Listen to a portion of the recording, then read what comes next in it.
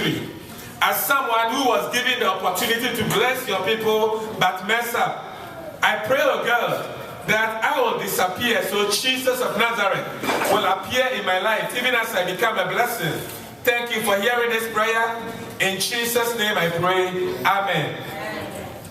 The title of today's message, like I said, is The Value of the Dots.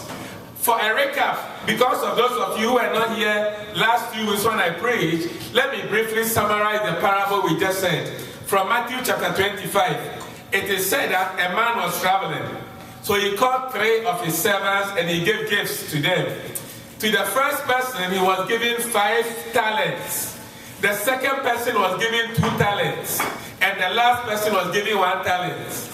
The interesting thing, church, about this parable is that when the master gave the talent to the servants, he did not specifically instruct them how to disperse the talent, how to use the talent, how to trade with the talent. Yet, when he came back, he demanded reckoning.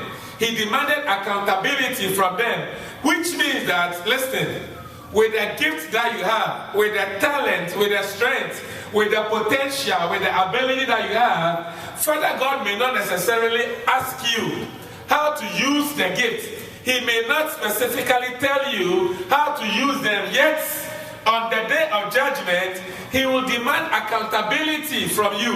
That is what you got to understand. Lesson number 1. Then lesson number 2. Each person was given according to their several ability. They were not given the same size. One person had 5, the other had 2, the last had 1. And it was explained by the master that he gave to each one of them according to their ability, which means that the person who was given 5 talents, the master knew very well that giving him 2 talents will have been too little for him. We call it underutilization of resources.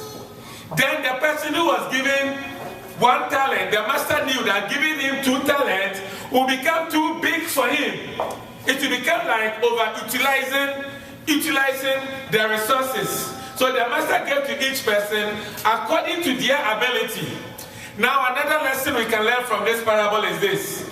These servants, when the master came and he demanded reckoning, the person who was given 5 talents and the person who was given 2 talents, all of them had 100% increments. So the father gave them, the master gave each one of them the same commendation. And then we explained that in the kingdom of God, Father God or the Lord Jesus does not reward people by virtue of their offices. What he does is that he rewards people by virtue of their faithfulness. For example, he's not going to reward you because you did very well or because you had big. He will reward you by virtue of the fact that you were faithful in that which was entrusted into your hand. Now the person who was given 1 talent, we also learned that for one reason or the other, he didn't work with the talent entrusted into his hands. So when the master came, he gave to the master exactly the same way it was given to him. And the master was not happy. He was not happy because he's a businessman. He's a businessman, and as such, he was expecting him to trade with it so that an increase could be earned from it. This is what he failed to do. And then we said the reason why many people are not able to work with what is given to them is because they are scared they'll fail. And I said those who fail in life, those who will not make mistake in this life are those who never make mistake because they don't try doing anything. Failure in life is not the absence of success. It is the neglect of trying. And if one good thing about failure, church, it is a proof that you try to do something, right? Another good thing about failure is that next time you do it with more careful, more matured, more intelligent way. Amen. So don't be scared of failure. And then as you are faithful in the little God has given to you, He will bring enlargement. He will bring increase. He will bring expansion. He will bring promotion. Today I want to take the message to another level. I've titled The Value of the Dot. Somebody say the value of the dot. The value of the dot. Now you realize that in the parable, one person was given 5, so I've written 5. The other was given 2, so I've written 2. The other was given 1. You got to understand that 0 means nothing. You know, 0 means nothing, right? So I put several zeros. Anytime you see 0, another word for 0 is nothing. But there is a very important component I want to introduce to this passage. Amen. I call the dots. Somebody say dots. In English composition, English comprehension, when we were taught by the British, we call it full stop. In America, they call it period. But in arithmetic or in algebra, they call it the dots. Amen. And I'm here to let you understand that you are the dots in the gifts, in the talents, in the strength, in the potential, in the ability Father God has given to you. So it doesn't matter whether He gave you more or He gave you less. However you move, wherever you move your dots will determine the size of what has been given to you. Amen. And I'll throw more light on this for us to understand. You got to understand that when the master gave the talent to the servants, again, he did not tell them how to use the talent. In life, there are two important things I want to bring to your attention. We have something we call assets. Somebody say assets. Assets. And then we have liability. Say liability. Assets are like your strengths, and liabilities are like your weakness. Assets are like the things that you own, the things that you have, and liability are the things that you owe. Are you understanding me? Everybody has assets and everybody has liabilities. The assets are the virtues, the liabilities are the vices. So everybody in life, whether you have talent, more talent or less talent, you got to understand that in your life you have your virtues, which are your assets, and you have your vices, which are your liabilities. One important thing I want to bring to your attention is when the talents were given to the servants, the two of them, they were wise. They went trading. Somebody say trading. Trading. I looked for the meaning of trading in the dictionary, and then I came up with my own meaning of trade. So let me tell you what I think trade is. As far as I'm concerned, trade is giving out what you have for what you need. Giving out what you have for what you need. For instance, you go to Walmart or Best Buy. You have $50. So you give the $50 to the cashier. Maybe you want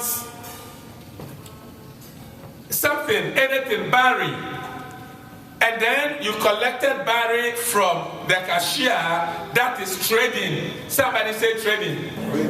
So in trading, you always give what you have for what you need. And that is exactly when the talent was given to the servants, and as God has given each one of us talent, that is what Father God expects us to do. You give what you have for what you really need. Amen. So the wise people in life, what they do is, I told you everybody has vices. I told you everybody has weakness. I told you everybody has liabilities. So if you want to be successful as an individual, if you want to be successful as a church, what we got to do is to give out our vices, give out our liabilities, give out our weaknesses for the things that we believe we need. So ask yourself, what are the things that you have which is not really helping you? In trading, you give them out. Maybe laziness. Maybe you love sleep too much. Maybe you just like something which is serving as a minus in your life. In proper trading, for your own good, you give that thing out. And then you go for something you really need. Are you understanding me? So in this parable, you got to understand that somebody was giving 5. Somebody was giving 2. The other person was giving 1. Please look here so you'll understand what I'm trying to say.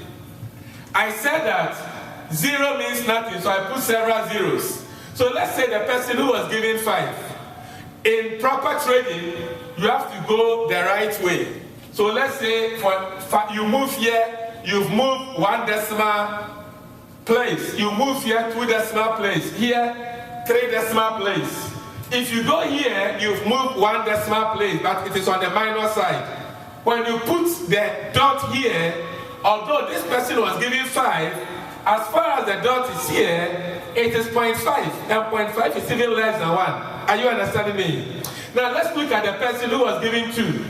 If he goes here, it becomes 1 decimal place. Here it becomes 2 decimal place. So the person has 20. So he was giving 2, but he traded with it and he had 20. Now the person who was giving 1, if he keeps on moving the dots, it comes here, he gets 100. So you realize that in actual fact, it is not how much you are giving. It is not how many you have. It is how well you are able to trade by moving the dots. And I'm here to tell you that you are the dots in this very parable. Are you understanding me? Am I making sense? Yes, sir. You are the dots in your own parable. And if you are going to carefully move your dot very well to the right place, you are going to become very successful in this life. Is somebody understanding me? Yes. But you see, more often than not, church, what we do is this. We sit down there and we complain. We say, God, why did you give me so little? And we gave that brother or that sister so much. God, why is it that my church started with little, but that church started with so very much? God, why is it that in my life I couldn't get a lot of education, but that guy came from a rich family, so he has a lot of education? If you really understand what God through me wants to communicate to you, you are the dots in your own talent. Where you move the dot will shape in your life. So you don't even sit down there and complain. If you follow this carefully, the person who was giving 1, because he has moved the dot very well, he has 100. The dot is right here. The person who was giving 2, because he didn't move the dot very well like the person who was giving 1, although he was giving 2, he has 20. The person who was giving 5, because he moved the dot to a wrong place, he had 0.5, which is even less. So again, in life, how you move your dot depends on you. Amen. And I want to use 2 people in the scriptures to explain so we understand very well. The first person I want to bring to your attention is a man called Samson. Somebody called Samson. Samson was born with so much, so very much in life. According to the story in 1 Kings, in the book of Judges, his parents were barren. Mr. Manoah and his wife, they were barren. And one day the angel of God appeared to Mrs. Manoah and told her that God has said your prayer. You are going to have a child. From today, be careful of the things that you eat and the things that you drink, because heaven has said you. Heaven is going to bless you with a fantastic child. This child is going to give Israel political independence from their enemies. So be careful, don't eat anything from the vine, don't drink anything alcoholic, and then be careful of the places you go and the things that you say. So Mrs. Manoah went home, told her husband, Mr. Manoah, an angel of God appeared to me. The angel told me we are going to have a child. The angel defined to me what is going to become of the child. Then the husband, Mr. Manoah, prayed and said, oh God, let your angel come again, so he will show us the things you want us to do for this child. And I believe that should be the prayer of every parent. It so happened that the angel came again and he showed them everything. They asked the angel, what is your name? The angel said, you dare not ask my name because it is a secret. I wouldn't tell you. Then as they offered burnt sacrifice unto God, the angel performed some miracles and then he disappeared. Before Samson would be born, his mission statement had clearly been defined. So everybody knew what was going to become of Samson. He was supposed to be a Nazarite. No razor was supposed to touch his head. As a Nazarite, Samson was not to have any encounter with anything that is dead. As a Nazarite, Samson was supposed to live a holy life all the days of his life.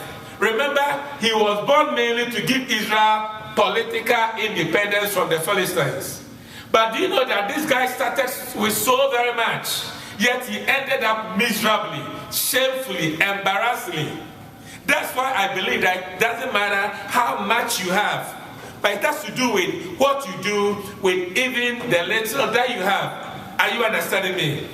For example, one day Samson went to a city called Timnah, and then he saw a prostitute.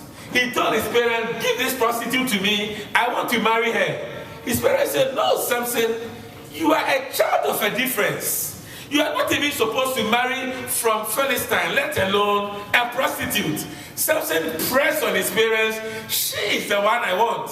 So the parents had no choice. They gave the prostitute to Samson.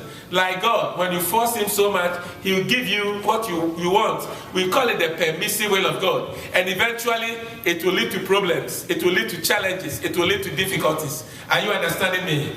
Then what happened was this. When Samson married this woman, do you know that eventually Samson went to Timnah again to look for his wife?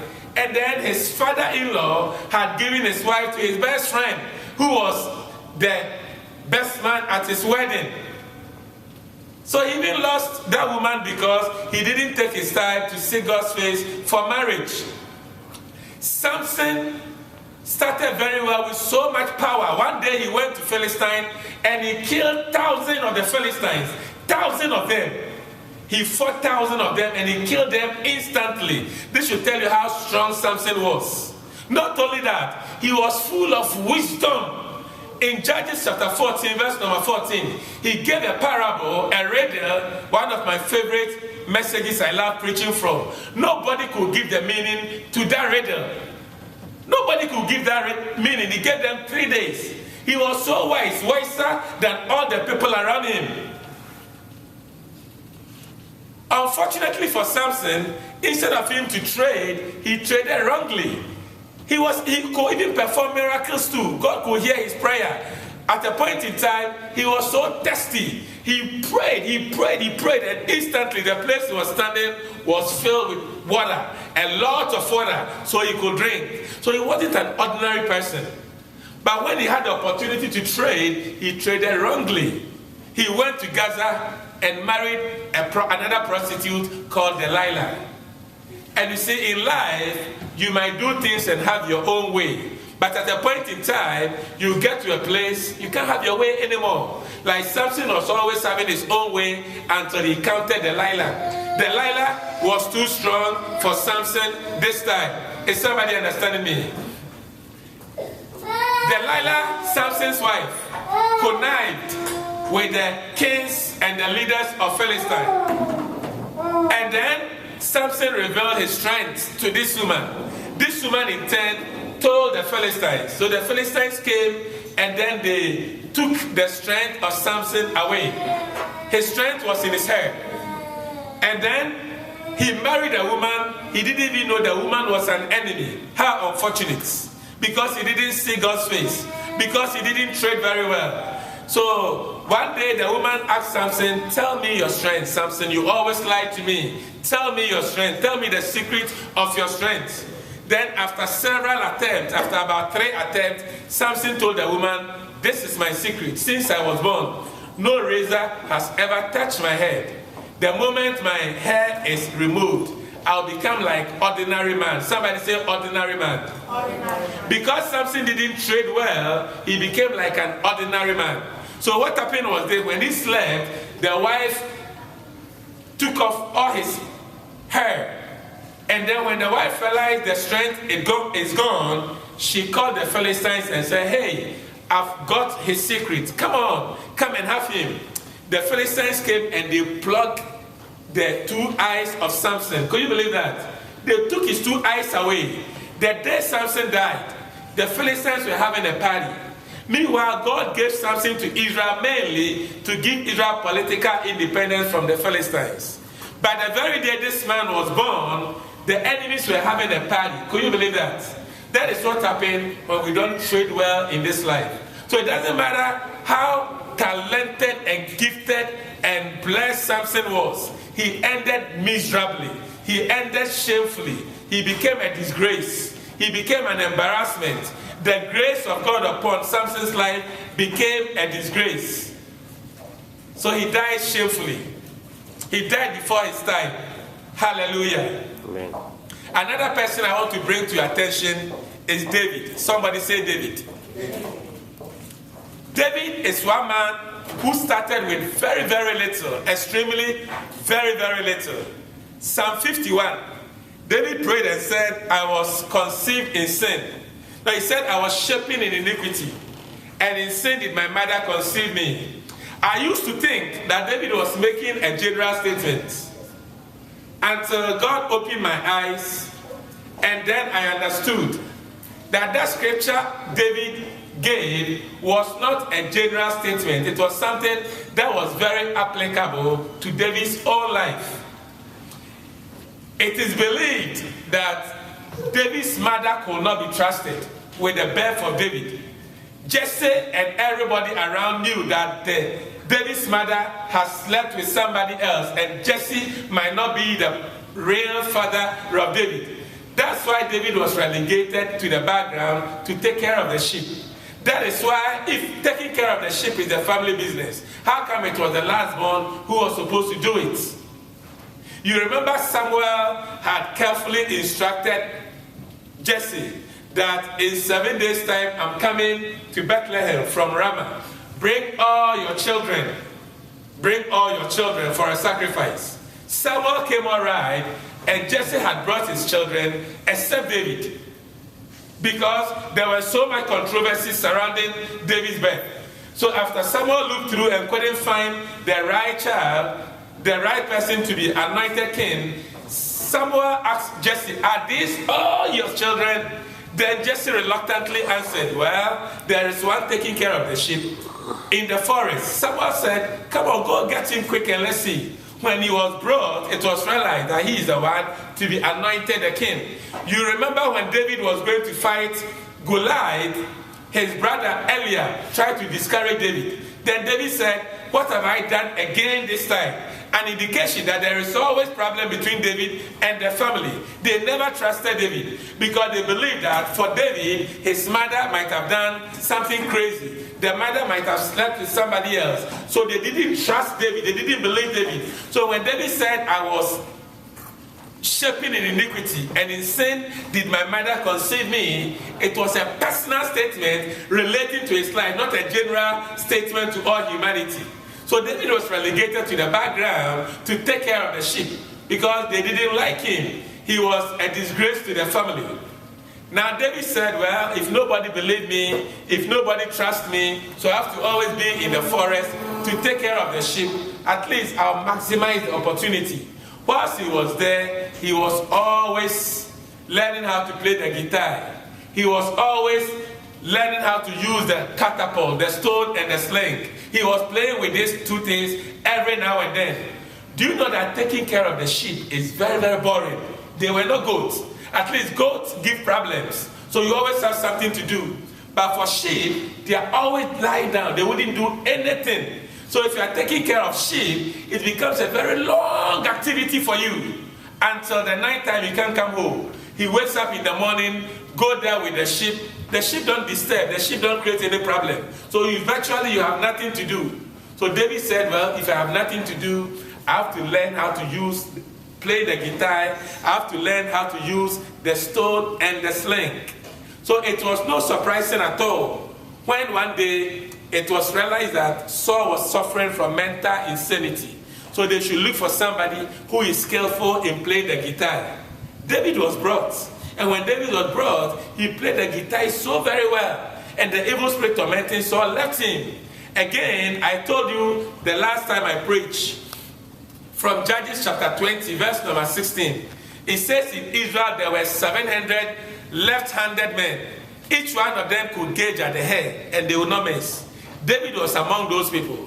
So David knew that as he has continued to train, he has become so skillful in the use of the stone and the sling so that he could gauge the hair wherever he is and he will not miss. So gauging Goliath's forehead should not be a problem at all. Listen to me, church. It was Abraham Lincoln who said, "I'll prepare and get ready, and perhaps my chance will come." Did you hear that? The problem with many of us is when we are unemployed, when we don't have many things to do, we sit down there and we don't do anything. Why would you be like David? Whilst he was isolated to the wilderness, he found for himself something to do. Why would you learn from Abraham Lincoln? He said, "I'll prepare and get ready, and perhaps my chance will come." So maximize the opportunities that you have. Maximize the time that you have. Don't sit down there and don't do anything. For me, my effective time is in the night, because in the night, I always want to pray, I always want to study. As soon as my wife sleeps, I get up. Then she comes and tells me, won't you sleep? Because I have to study to improve upon myself. I have to pray to prepare myself spiritually. I have to study the Bible to prepare myself very well. So every night I'm awake doing something. My happiest time, you won't believe it, is when I'm alone. Because when I'm alone, I always find myself something to do. Because a time will come, Bible says, a time will come when no man can work. So whilst it is day, you have to do the work of him who has sent you. John chapter 9, verse number 4 and 5. So I want to encourage you, ladies and gentlemen, let's maximize the opportunities that we have. Let's maximize the time that we have. David started with little, but then he kept on moving the dots to the right place. He kept on moving the dots to the right place. Eventually, it became a lot. So no wonder when he killed Goliath, do you know that that was the first time David killed a human being? That was the first time David went to war. Yet the women started singing, Saul has killed his thousands, and David has killed his 10,000s. You see, when you are very well prepared, I said this last week, you don't need another opportunity. The first chance that came to you, you maximize it. When you are well prepared, you can turn your zero to become a hero. You can change your life from obscurity into prominence. You can turn your situation from a nobody to a somebody. So as individuals and as a church, we shouldn't worry ourselves so much with the little that we have today. All that we need to do is to keep on doing what we believe God has called us to do. Let us keep on doing our best as individuals. Keep on doing what you believe God has deposited in you. You see, life is such that if you do very well with what you have, it will take you somewhere else. Bible says in Proverbs chapter 17, verse number 8, it says a gift. A gift. Somebody say a gift.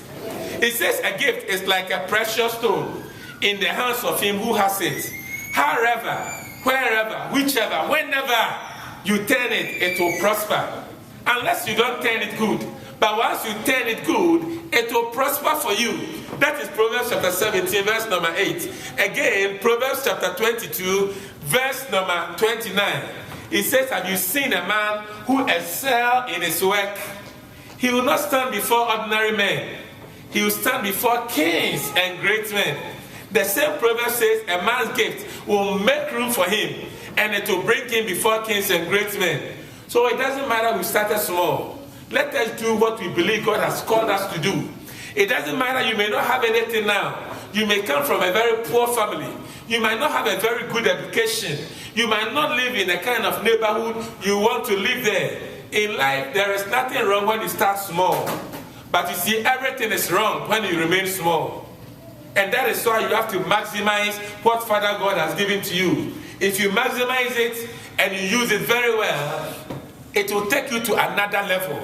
And before you realize, you've moved your dots. You've moved your dots. You've moved your dots. And before you realize, you have a lot in life. So God brought me here this morning, church, to tell you that you are the dots in the talent God has given to you.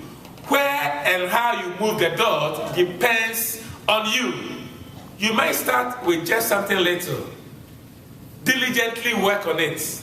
Diligently improve upon it. Ask questions. How can I grow it as a church? Let's ask questions. How can we grow this church? As individuals, let's ask questions. How can we grow our lives? How can we turn our lives around? Hallelujah. And diligent to what you do today will take you to the next level. You bear with me that you are who you are today because of what you did yesterday. And your future life is based on what you are doing today. So if you are not going to do anything today, don't expect anything better tomorrow. And that's why I told you, Abraham Lincoln said, I'll prepare and get ready, and perhaps my chance will come. Don't wait until the time comes, and then you are not ready, else you'll be found wanting. Are you understanding me? But some of us, if we understand this message very well, we'll begin to go back to school. Some of us, if we understand this message very well, we'll start reading the Bible again. Some of us, if we understand this message very well, we'll begin to learn a trade. Some of us, if we understand this message very well, we'll begin to change the wrong friends we have and we begin to make good friends. If we understand this message very well, we'll begin to start investing in the lives of our children, because you have what it takes to turn your life around. Father God, when he created the heavens and the earth, he rested on the seventh day because he finished creating. He's not doing anything new, church. He set everything in motion. So your success or your failures depends on you.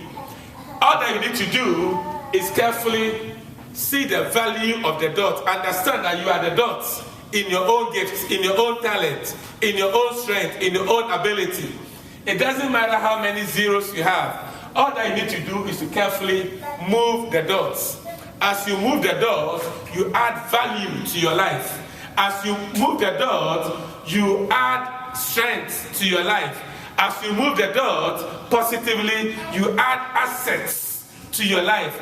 Before you realize you have reached that level God wants you to be, and you say, my soul has found a resting place. But if you are going to sit down there and not do anything, before you realize, by your own actions, you are moving the dot negatively. You are moving the dot in a wrong way. So although you started with much, you end up with nothing. With nothing. I pray that Father God will open our understanding, so that as individuals and as a church, we will really understand that it doesn't matter whether you started with much or you started with little. Because I've seen people who were very good when they were born in school. They were always in the first five, always. But then as a time came in life, they joined wrong friends, or they did certain things they shouldn't have done. And they came down so very down, and they couldn't rise again. I've also seen people who started with nothing, virtually nothing in life. They come from very poor family, but they understood this analogy I just gave. So they started moving the dot positively, and it turned their lives around. You have a choice to decide where you want to be. As a church, we have a choice to decide where we want to be. Are we going to move the dots to the right place so there will be increment in our lives as a church and as individuals, or are we going to move in the wrong direction so we don't have anything? I pray for you that God will open your understanding so you really apprehend and comprehend to understand what I shared with you today. Amen. Shall we pray?